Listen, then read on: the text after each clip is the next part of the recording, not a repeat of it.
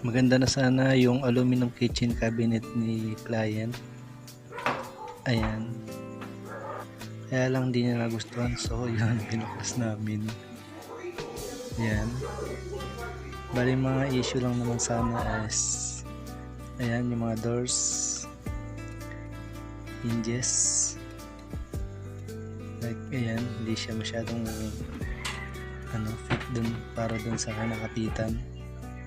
Kaya ayun, papalitan natin siya ng modular soon. Yun lang.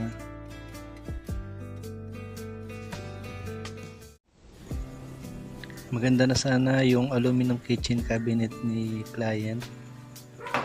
Ayan. Kaya lang di niya nagustuhan. So yun, binuklas namin.